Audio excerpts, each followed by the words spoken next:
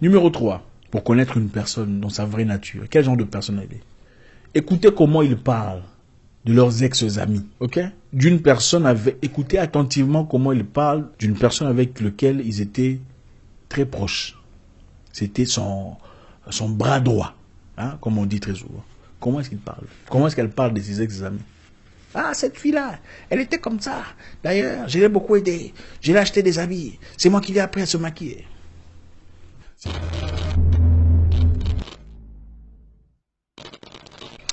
Bonjour à tous les amis. Zach Mwekassa, fondateur de Mwekassa. Merci infiniment d'être là avec nous encore une fois aujourd'hui, ce soir, dans cette édition très spéciale. C'est toujours avec beaucoup de plaisir qu'on échange et on discute dans le but de nous grandir en communauté. Aujourd'hui, évidemment, on va parler d'un sujet très intéressant. Quelqu'un m'a écrit voulant savoir comment reconnaître la nature d'une personne déjà avec très peu d'éléments. C'est-à-dire comment connaître la qualité d'une personne.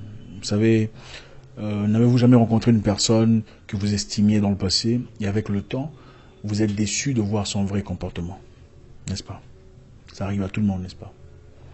Voilà, donc une personne m'a posé la question de savoir comment est-ce qu'on peut identifier une personne déjà au préalable, hein, en préambule, comment anticiper le comportement, la nature d'une personne. Et aujourd'hui, on va essayer de décortiquer très rapidement quelques éléments à travers lesquels on peut facilement identifier quelqu'un ou au moins oser dire qu'on a une idée sur le genre de personne qui est. D'accord? On est prêt? Merci à tout le monde, merci à ceux qui nous suivent depuis très longtemps. Vous êtes très appréciés, vous le savez. Merci aux nouveaux, votre première fois avec nous, enchanté. Je sais qu'à la fin de cette vidéo, vous n'en sortirez pas bredouille. Alors on y va.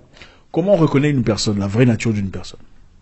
Les gens font très bien semblant, mais on ne peut pas faire semblant à la perfection, ce n'est pas possible.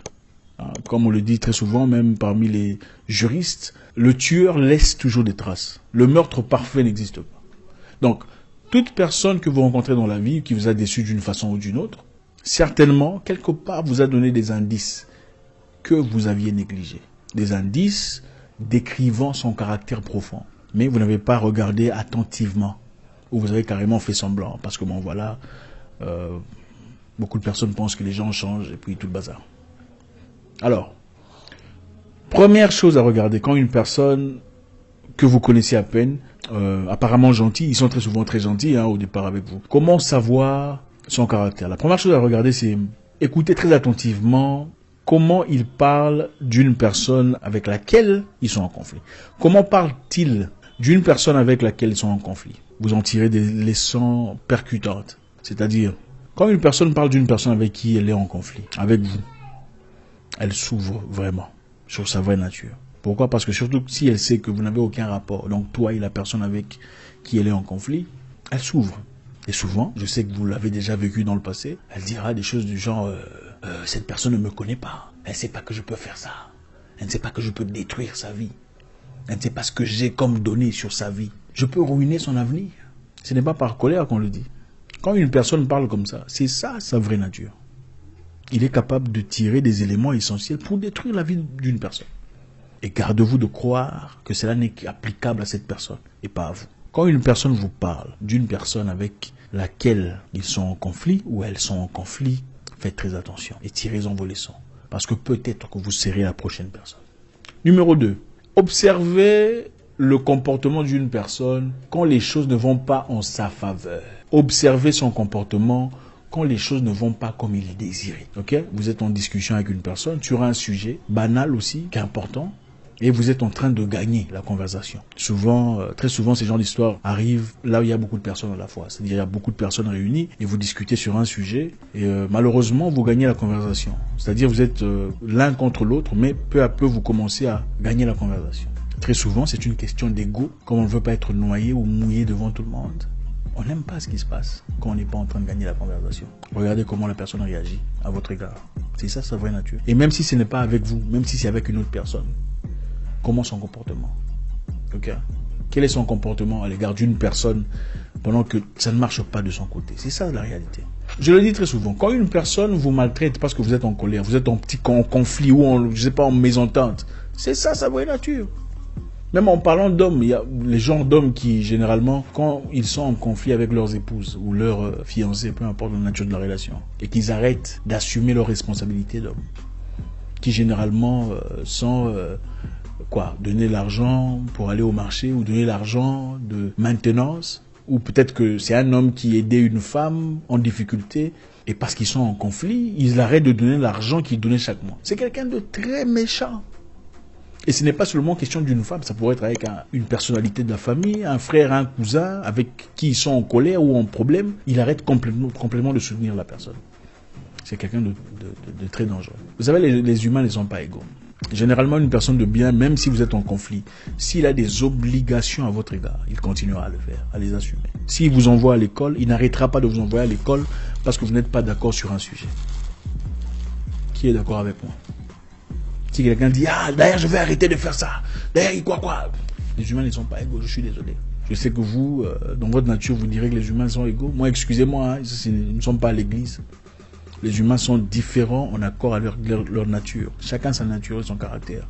Et on traite les gens tels qu'ils sont. Traitez l'humain tel qu'il est, pas tel que vous souhaiteriez qu'il soit. Ça, c'était notre numéro 2. Numéro 3, pour connaître une personne dans sa vraie nature. Quel genre de personne elle est? Écoutez comment ils parlent de leurs ex-amis, ok? D'une personne écoutez attentivement comment ils parlent d'une personne avec laquelle ils étaient très proches. C'était son bras droit. Comme on dit très souvent. Comment est-ce qu'il parle? Comment est-ce qu'elle parle de ses ex-amis? Cette fille-là, elle était comme ça. D'ailleurs, je l'ai beaucoup aidée. Je l'ai acheté des habits. C'est moi qui l'ai appris à se maquiller. Vous attendez à quoi? Il faut écouter.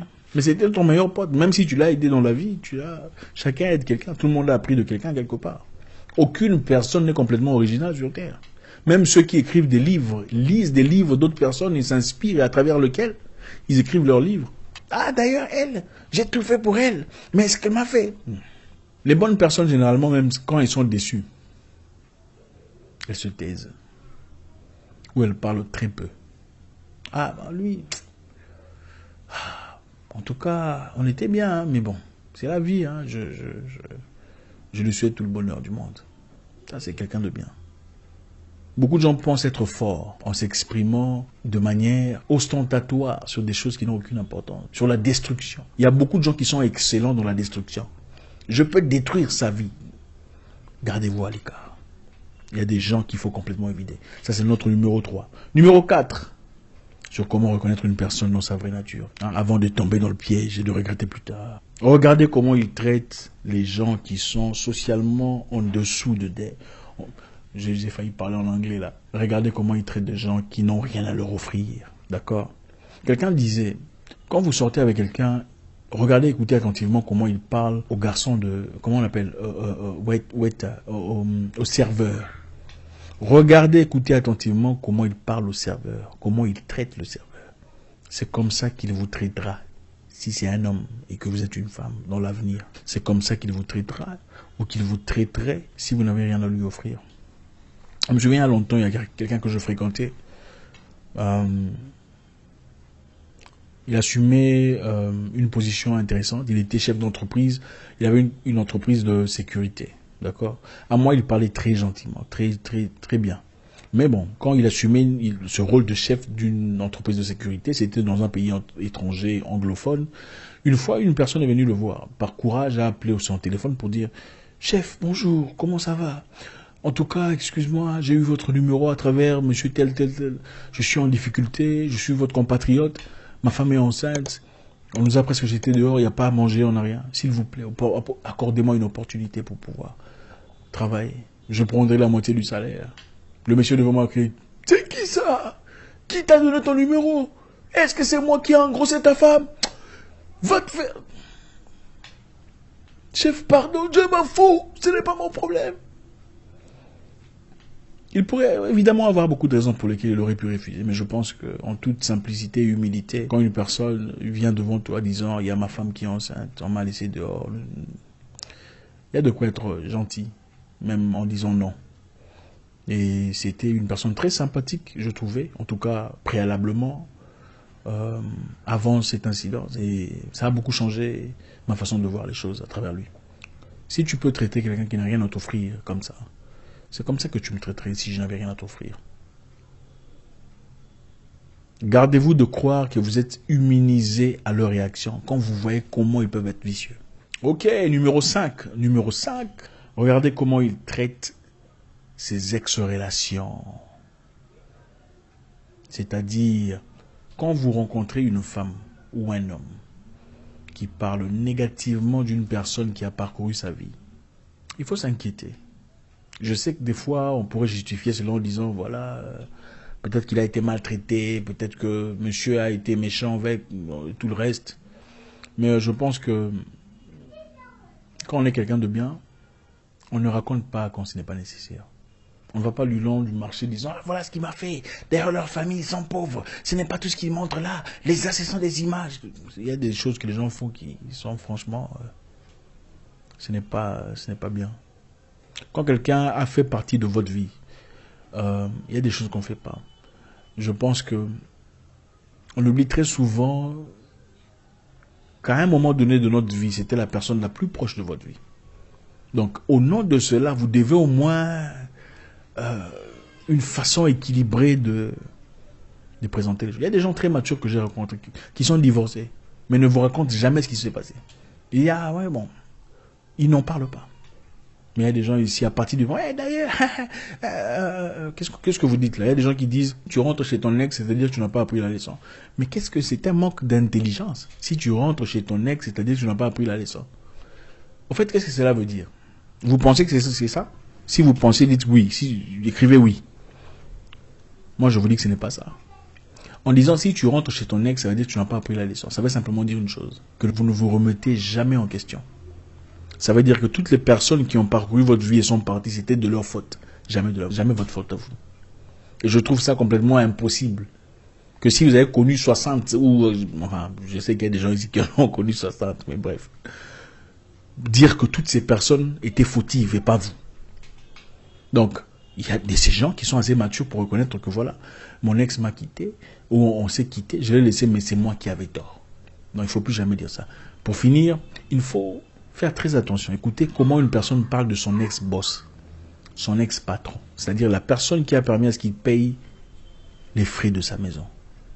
On peut parler de son ex-boss d'une certaine façon, mais jusqu'à un certain niveau. Il faut avoir un niveau de reconnaissance. Même s'il a été méchant, il a permis à un certain moment que tu aies de quoi manger. Ou que tu envoies tes enfants à l'école. Je pense qu'une personne consciente et mature de foi, c'est comment vivre avec sa peine et sa douleur dans le cœur.